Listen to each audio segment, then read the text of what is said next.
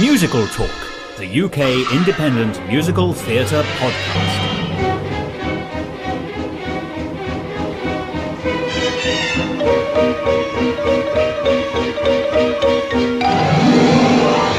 Get that footwear from her, and it's put where it could have been, should have been, right from the start.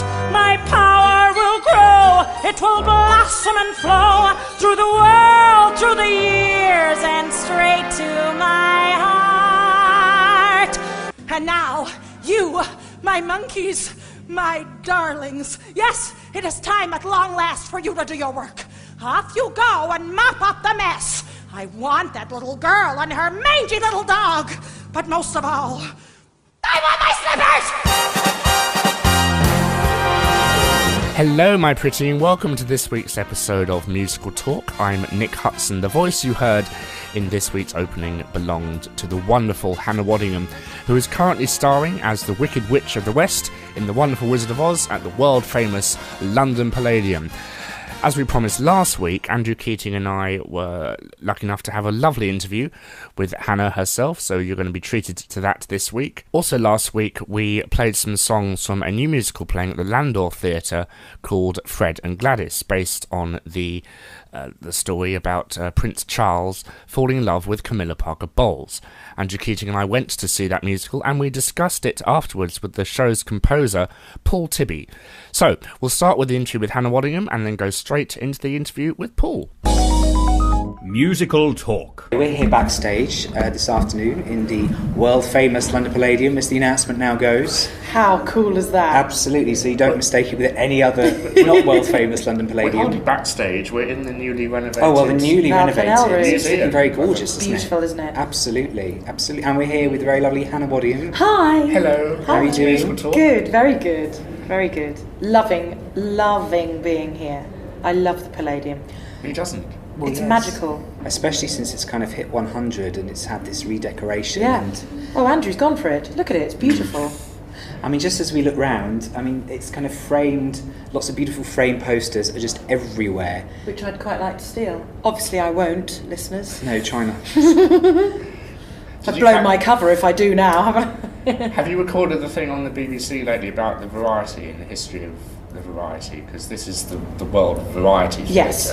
And it's Yeah. a fascinating documentary. Yeah, it's glorious. You watch that as You well. mean you get time off? Do you know what? The brilliant thing, because we have 3 matinees, we do Wednesday matinee, Saturday and Sunday, we get Sunday night and Monday night off. It's lovely. Hooray! What Which more I could you need ask for? because it's knackering. This is the thing, it's a very, very energetic performance. I mean, it's my own fault. I've made a rod for my own back because I just think that's how she should be. She should be absolutely maniacal. Well, you fly in from every entrance available in the theatre. Yes. That was me saying to them in rehearsals, because the one I do from the Dome was meant to be a voiceover. And I just kept, literally from week 1, tugging on their T-shirts saying, can I, no, Hannah, you can't. Next week, can I, no, you can't, it's too expensive and too dangerous. But Richard O'Brien did it in the opposite. Well, exactly, that was my... But they said, no, we can't have you doing that because we then need you back on stage. And then it was made obvious that this one bit, you know, the Surrender Dorothy bit, was meant to be a voiceover. And I thought, now you can't say that I need to be back on stage because that's the end of Act 1. So we did And it it's then. a great moment when you suddenly come down from the Dome, because you're not expecting it. You're like, Exactly. oh, there she But is. I actually also did it. One, I want to be able to say to my grandchildren, oh, we're flown in from the Dome, the London Palladium. And so it's complete, utter selfish vanity. But also, I just thought, whoever plays this part in future, you have to have the witch in the audience. So that children think, oh my God, you know, it's completely different from flying behind the Cross Arch. There's a safety for kids with that, or for adults. But once I've been in the auditorium once, who knows where she might come from next. And also there's another show sort of linked to The Wizard of Oz, which has very, now, should we say, iconic flying scene for Which one's that? the end of Defying Gravity. Oh, yes, yeah. That's not the flying. sequel. That's not flying. They're in a cherry picker. I know, and so this show has gone beyond that Yes. and given the audience a lot more, Yeah. I think, as regards your stunts. Good. I'm glad you think so. But as you said, you've made it quite a tough act to follow now, you see. Oh, I don't know. I don't know about that. I just think it was hilarious when my two understudies were told that suddenly we're going to be flying in from the dome. One of them came up to me and went, "Oh, thanks, Han." And I thought, oh God, I didn't think that through at all. That other people would have to do it. Can she just fly? We'll walk in. Yeah. We'll do it from the wings, thanks. Or more from the audience. Yeah. And are you now going through all theatrical witches and playing them all? I know. One by I'm one? trying to not be insulted by.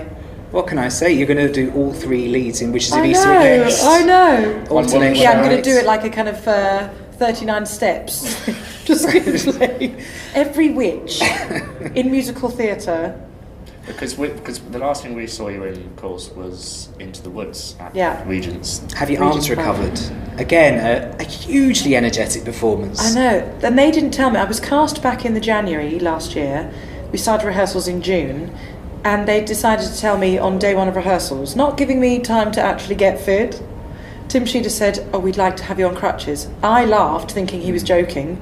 And he said, No, we because we need to get rid of your height for that first bit. The heights, yes. You know, because I needed to look like this craggy kind of tree woman. And I thought, are you kidding me? So I literally went that afternoon with our co-director and movement director, Liam Steele, and we just looked at how I might be able to move without it looking like Planet of the Apes or something. It reminded me of Lord of the Rings. Yeah, exactly. But they wanted to get that gnarled kind of debilitating illness thing, so that once the sticks had gone, I stand up to my full height and she's this younger version of herself. So I got what they were doing, and believe me, I went through serious back and arm pain, but ever since then I'm strong as an ox, I tell you. We're seeing some big muscles on display here for those that can't see. But And this job as well. I don't know what it is, whether it's carrying my broomstick or going from the basement, because I fly in to the stage level and then have to run up the full height of the building out onto the roof and then back in through the dome. So it's like having a Stairmaster class every night. we're going to wait for your fitness video. Crazy, imagine. See it coming soon. In my prosthetic nose and chin. You Marvellous. too can look green and haggard. But for those that didn't see you in Into the Woods, I believe a digital release is coming out. Yes, which is on very digitaltheatre.com, exciting. yeah. I think it's something like £9-10. Download the whole thing, and we had various multicams over 2 or 3 nights of performance. And it rained. Yeah, yes. Actually, do you know what? It didn't for those, thank God, because it was our penultimate show and the night before that. And actually, one of those nights, Stephen Sondheim came early on in the run, but he wasn't meant to come back again, but he loved it so much that he flew back with his partner and came to see it again. So Were you aware of that fact? everyone, oh yeah, because he'd be around and saying hello and Change that bit. yeah. No, he was just lovely. Of course, I'd met him doing a little night music, so it was really lovely to see him again.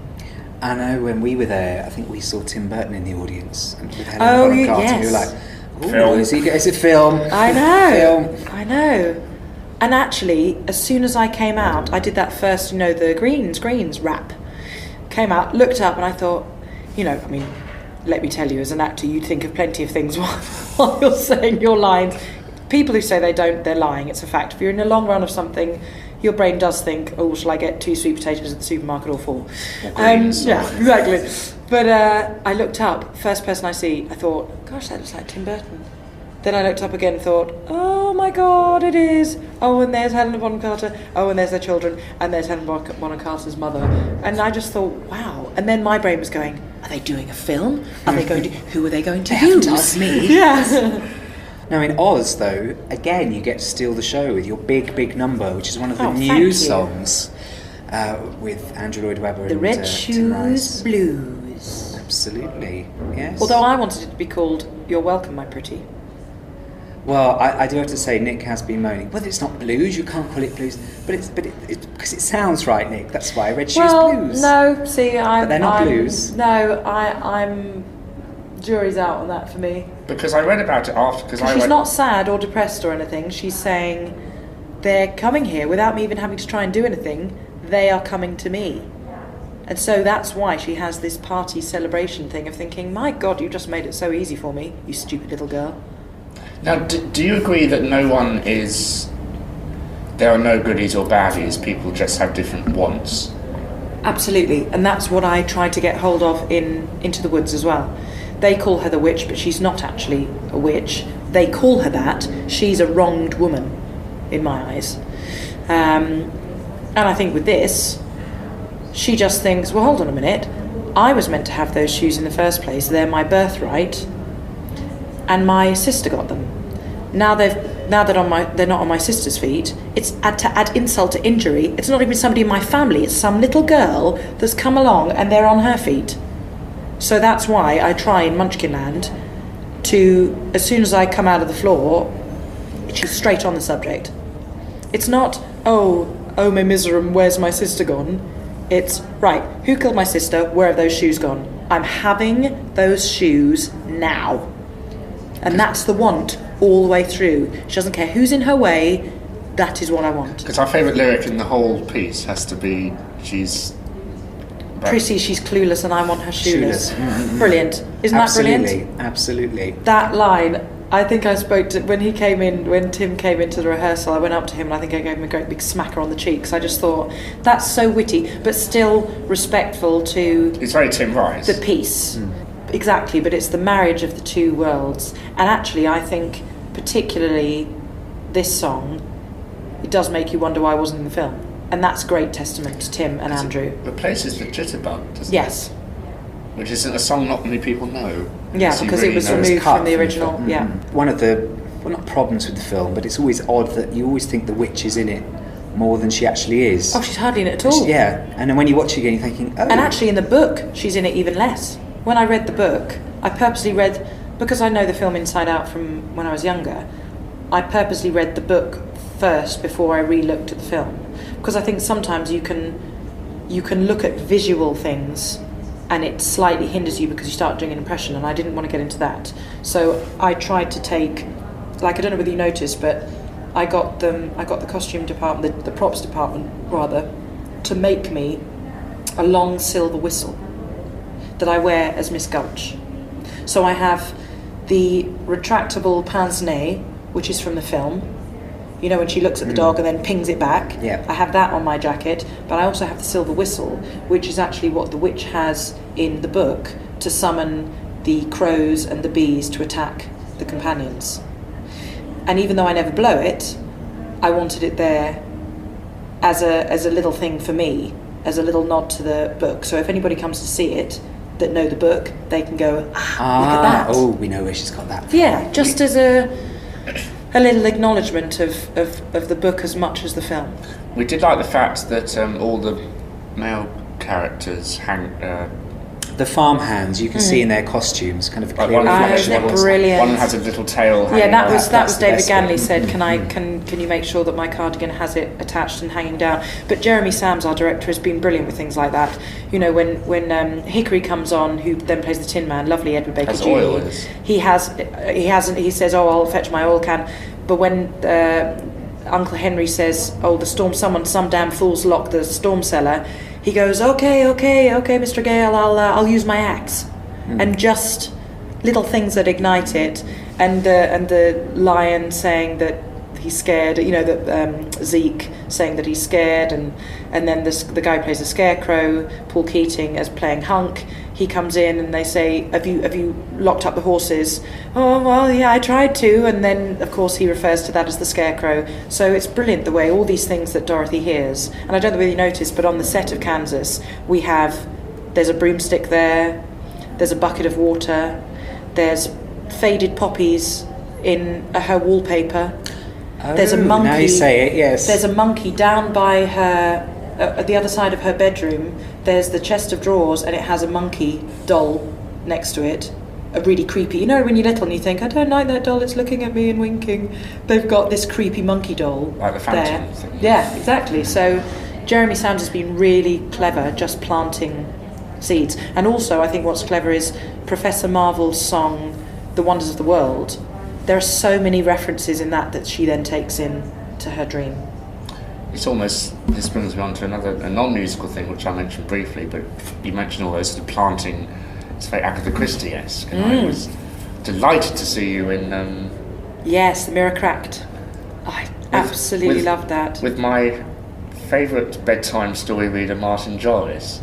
Oh, gorgeous Martin. We had such a laugh. I mean, he's proper old school, you know. And we just got on like a house on fire. In fact, that whole company of people, you know, there was obviously Dame Julia of Mackenzie, Dame Joanna of Lumley, who I was beside myself to meet. And then you have gorgeous people like Neil Stuke, Martin Jarvis, Caroline Quentin, all these people, Victoria Smurfit, who I've become great mates with. And I felt, when I went to the read-through, I thought, I feel like I've jumped into my television. That's what's great about these shows, is it's just every character, and camp actor. as you like. And when I went for my fitting, they said, so we'd like you to look like a cross between Rita Hayworth and Jessica Rabbit. And I thought, right, no complaint from me there. You did look stunning. Oh, wasn't it gorgeous? Oh. And red hair suits you very well. Thank you. And filming in Claridge's, no less. Martin Jarvis and myself in a suite in Claridge's. Not a sex then. No, Claridge's. Put that on your CV. Yeah, I thought, this isn't bad. Martin Jarvis. Lovely. I was going to say, is your skin going to survive for the rest of the run? Because you've got the prosthetic nose, the big hook nose. I have to say, in then all you green up. seriousness, it is a nightmare, the green, because we can't use aquacolour like they do on Wicked. Because I've got the prosthetic nose, which I'll be glued on, and the chin. They grab colour more than your own skin does. So I have a silicone-based airbrush, which they do every night. And of course, bear in mind that on a 2-show day, I then have to de-green, and it's down to here, obviously, you've seen it, down to there. Would you like to say where you're indicating to? Just above my boobs. Yes. For those you're not in a room. Just to there. I have to de-green to then be Miss Gulch again for a scene that is 1 minute and 15 seconds long, which sends me slightly mental. But I certainly wouldn't have anyone else playing Miss Gulch, because it's you. And also, I love playing Miss Gulch just as much as the witch, because she is the germ from which the witch. Do you get it? from where the witch comes from, you know. I want to talk to you about Tonight's the Night, which I saw you in. Gosh, that's a while back. What was that? 2003. And I really enjoyed it. I love that you sound slightly surprised. Because I wasn't a fan of Rod Stewart's stuff, and I never really thought, because he didn't write the songs, so no. It's odds to call it a Rod Stewart jukebox musical if you have 4,500 songwriters. I do think the songs were very cleverly used, though. They weren't. You didn't feel that they were shoehorned. I mean, I am careful with what I do, and I'd read the script, and you see where it says insert blah blah blah song here. And I just thought, okay, things like Young Turks at the beginning and things like me singing Tonight's the Night, it's because she's making this Faustian pact with the boy. And then you have brilliant people like Tim Howard. The voices in it were out of this world. Tim Howard. I remember the sound. I remember you, obviously, and I remember just how visually incredible it looked. Yeah, like stunning. I actually think it got, amazing. I think it got a really raw deal in the press. Because there'd already been We Will Rock You, which also wasn't well received. Although thankfully, I'm so pleased for Brian that they won the audience award at the Olivier's. It's a very sweet moment, isn't it? Oh, and Anita, who's a great. That's how I know Brian so well. Anita's a great friend of mine. Her reaction was just gorgeous, because she knows that they've constantly had people being a bit rude about it for years and years, and it was a real kind of two fingers saying, well, do you know what? There are people that like it. Thank you very much. It's still playing to packed houses. In a huge theatre. And I thought Ben Elton, obviously, on Tonight's the Night, I think people were a bit harsh about it. I mean, we still ran for a year, but Tim Howard and Michael McKell, who's just finished in Emmerdale now, just brilliant people in it, really brilliant people. I should think it was the Jukebox Rebellion that it's kind of like, if it's a jukebox musical, it automatically can't be any good. Yeah. Whereas I suppose you have to look at a show as a show. I think people were snotty about it before it had started. Look at Priscilla Queen of the Desert. That's not done too badly, has it? That's a jukebox musical. Still a story. And there is a place for it. I think people get really snobby about these things. You're still going to get performers who graft. They're still telling a story. Yeah, absolutely. But you worked with Ben Elton earlier on The Beautiful Game, didn't Yeah. you? And how do you feel about Our Kind of Love being Well, of course. Our Kind of Love Never bother Dies? me. I think it bothered my friends more. I got a couple of phone calls saying, they're using your song, dear. And you just think, could never well, sing it no, again. but actually, it was originally from what Andrew then called Phantom 2. Kiri Te Kanawa had sung it in an original form, and then he used, because Phantom 2, now called Love Never Dies, hadn't happened yet, he then used that song for Beautiful Game. So I haven't really got a leg to stand on, to be fair. And it's actually, the structure of it is quite different. It doesn't start with the same pattern. No, does it doesn't start. It doesn't have the same verse or the. Yeah, it doesn't go into then the middle eight that I had, or the bridge, and I mean, lovely Sierra Burgess playing it, really lovely, and in a very different style, you know, that kind of high soprano thing. And quickly talk about Spamalot. How Yes, can we my not? beloved In Spamalot. London and Broadway. Yes. So funny, they came up to me, the American producers came up to me at the Olivier's in 2007 and said, you know, you don't have to answer now, but, you know, we'd really like you to come and do it on Broadway. And I thought, are you joking? Not answer now? I'd bite your arm off to come and do it. How do the audiences compare? They are far more vocal, and far more people at stage door afterwards out there. It's a real. They just glamorise it more, and I think it's getting more like that here. But I don't know why they love Monty Python out there, and as much as it did well here, it lasted for a good few years more. Didn't over have the there. cues as it did. No, God, it was crazy out Monty there. Python. Monty Python, yeah. Again, Holy grail. another hugely energetic part. You just come on and then you just don't stop. It's like No, although I only spoke 3 lines in it. You 3 sung or 4 a lot, lines. though. sung a lot. All yes. singing, yeah. Yes. Yeah. And you got to do the Royal Variety performance, didn't you? Yes. And so you got to show off to the whole of the country. Which This was is what I can Great do. fun. Great fun. With your fake hand. With my fake hand. Oh, my big. God, do you know what? It all kind of morphs into one after a while. I actually had to get. I didn't have that into the I know. I woods was one. thinking. Wait a minute. When did I have the Fake hands, fake arms. When, Fake nose. When oh, You could build a whole new Hannah Waddingham various out of these appendages. parts. Yes. What's the plural of appendagi? Pendulum. Appendagum. And then again with night music, you got to relax a little bit I know, more. night music. Night I have to music. say, night music was particularly thrilling for me because Trevor Nunn and myself and Alex Hansen, we were a bit of a kind of little mutual fan club of each other, and it really clicked, and we're actually looking for something to do again maybe next year, the 3 of us, because it just worked. And it's that thing, you know, when you're in a note session or whatever, Trevor would barely have finished his sentence and I'd already be nodding, knowing what he meant. And that doesn't come around very often. I just say I like one of the reviews that kind of said, well, she's just a bit too glamorous to do it, really. So can you be too glamorous? Who was the most meant to be this lovely, glamorous Swedish actress, and you just think, right, so you think I look glamorous, They're just and I jealous. definitely look Scandinavian. But doing clowns is like doing Sending the Clowns is quite a hard song to do because it's been sung so many times in Well, not so if many you take different it back ways. to its, you know, I try to take it back to its bare bones, and it comes at a point in the show where it is absolutely appropriate for it to come, and people often take out the section where Frederick says, look, I didn't mean for this to happen, and she just thinks, what have you done, you idiot, you've done it again, you've let him crawl under your skin. And so I tried to go through every single line and make sense of it for myself and create another line for what that line meant. And I had always avoided singing that song, but once I got out of it what I thought it should be, I've never known a song do such strange things to me, and Desiree as a part just rippled through my bloodstream very easily and felt very homely to me. And I liked to do it, I don't know if you saw the Forbidden Broadway at the Melier when Yes. you were standing on a box.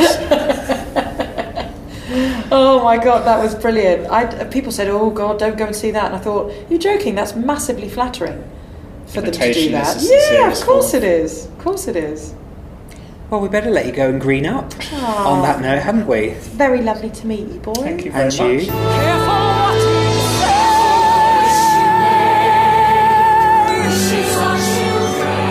say. Recorded live at Regent's Park Open Air Theatre. Watch this Olivier Award-winning musical in high definition. Stay with me. The world is dark and wild.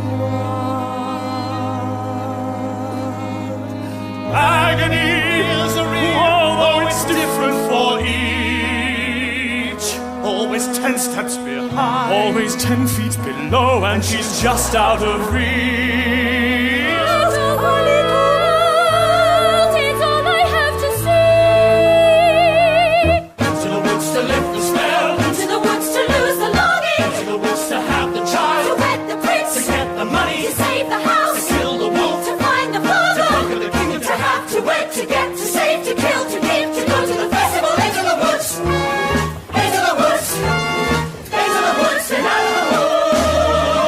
Into the Woods is available to download now. Digital Theatre. Be there. Musical Talk, the UK's independent musical theatre podcast.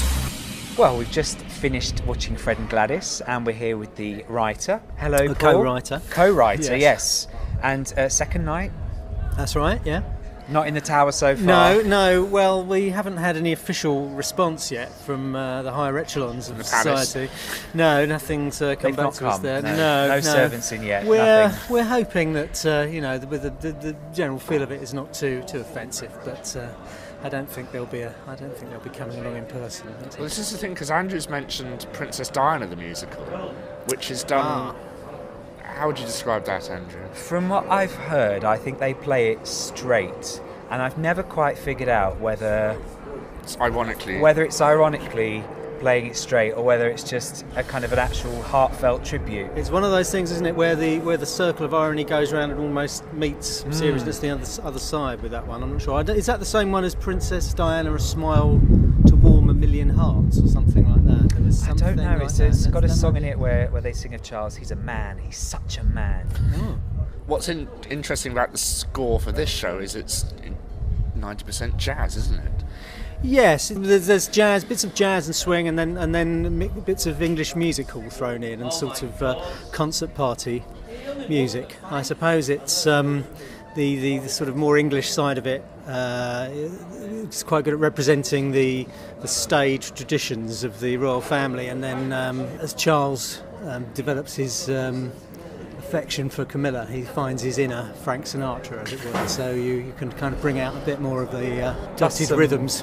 Plus some great one-liners and a couple of groan-worthy British puns. Yes, well, I'd never turn away a good pun if there's one there. Why not?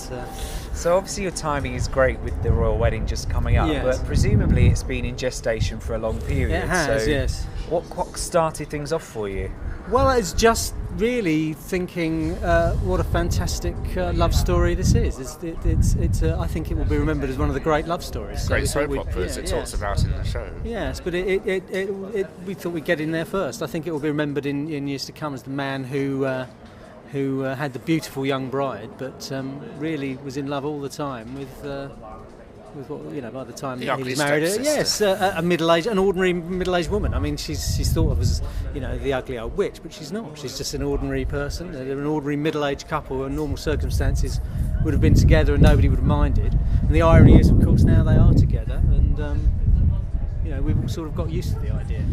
And it sets out a very kind of, maybe an old-fashioned idea of marriage where things were perhaps a little bit more open, and it's kind of like, well, yes, this is how we're doing things in our circles, thank you.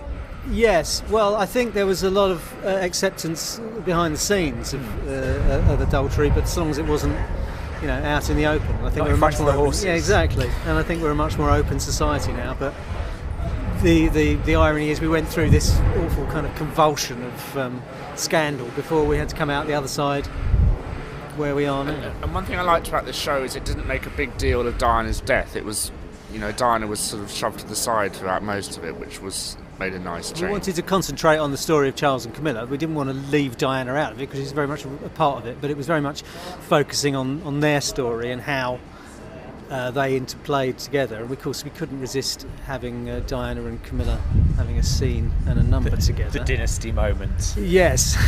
It just needed, like, people falling down the stairs or a couple of plates to be smashed. It was, as I say, it was irresistible really, but I think they found a certain way through their relationship there at the end. Now, you're running at the Landor for how long? Until the 16th. Until the 16th, okay. And then any plans after that? Will you be Edinburgh or? No plans at the moment, but we've got a couple of producers coming along to it, and hopefully something will. Palace Gardens. I have to say, and your Queen was an uncanny dead ringer for Helen Mirren. That's Yes, all I could yes. see. It was really quite like, oh my goodness. But they're all phenomenal, and the minute they walk on, right, that's Charles, that's... Yes.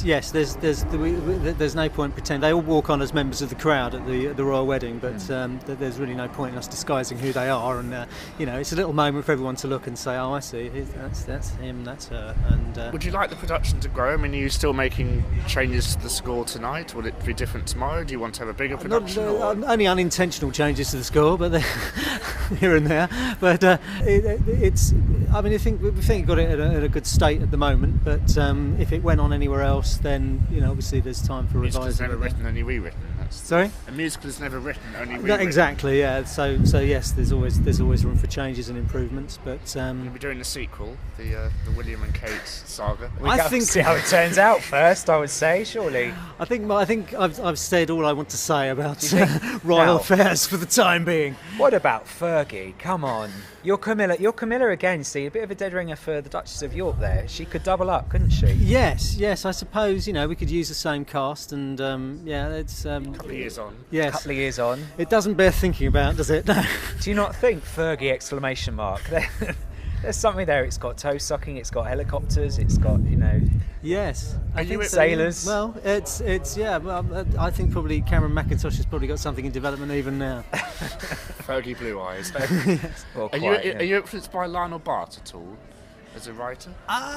Yes, certainly. I mean, I think he's probably the greatest English writer of musicals. Saying that and thinking, who am I ignoring there? But I mean, I've certainly influenced. I think any modern writer would be influenced by Lionel Bart. Certainly in his appropriation of English musical. I mean, I loved his way he wrote songs that you thought, oh, that could have come from 1890. Because I could certainly hear him in the title. I hope you don't mind. I could hear him in the title song "Fred and Gladys." Oh, right, yes. Cockney knees up and all that. Well, yeah. I mean, it was often when you're doing that, you're writing pastiche and you're trying to write another song, really, but different. So we were trying to write, something like "Show Me the Way to Go Home." And you got some nice bits of Deb slang in there, didn't you? So they're not safe in taxis and. Oh yes. Well, we did our research. Pleased with your cast though. You're Charles again. See, look. Charles he looks like amazing. he could be a Windsor reject, couldn't he? Very much, you think? Well, yes. He's slightly not quite horsey enough for the Windsors, but he's fake ears. Yes, he's a bit lacking in the ear department. No, but a stunning performance, I think. Absolutely, by James. absolutely. And he's certainly got that look. He's certainly got that. Well, I think they call it the Guelph look, don't they? So. And the great little thing with the fiddling with the cuffs. That was a nice little thing he's picked up, and I think he's getting the thing with the ear as well. So a few little touches. Not an impersonation, but. He doesn't sing like him, which is interesting. I've never heard Charles himself sing, but who knows? It would be like that. Yes. Is there a secret album you've got here, Nick? Charles' Greatest Hits. Charles sings. But again, it's just, you realise that, or rather you don't realise how easy it is to kind of identify the royals with just simple things like a hairdo. Like Diana, it's the flick of the hair and you go like, right, that's Diana, or the blue, or the pose, or something like that. It's the look, isn't it, with Diana? Yes, it's those simple touches. That's that's why I think you can successfully do something like that. Boring though. Diana compared to Camilla. Yes, well, yes. I mean, the interesting thing with that is the whole interview with Bashir is just verbatim transcript, and it gets probably annoyingly more laughs than anything else in the show. And it's actually word for word. And so I'm guessing no knighthood for you now. That's it. I think that bridge is burned. Yeah, it was a toss-up between the Evening Standard Award for Best Musical and a knighthood, and I plumped for the I'll former. have the award. This is Alan Menken, and you are listening to Musical Talk. Paul Tibby there, the composer and pianist of Fred and Gladys playing at the Landor Theatre. For more information about everything we talked about in this episode, please go to www.musicaltalk.co.uk. You can visit our Twitter page at twitter.com/musicaltalk. Please do follow us there. We post lots of fun, interesting, up-to-the-minute reviews of things we see, and Andrew posts as well, and it's very fun. Or facebook.com/musicaltalk, of course, for that. Please do like us or fan us or follow us or whatever it is you kids are doing nowadays with your interwebs and stuff like that. Thank you very much for listening to this lovely episode of Musical Talk. We'll see you next week. Bye! This episode of Musical Talk was presented and edited by Nick Hudson and Andrew Keating. Copyright 2011.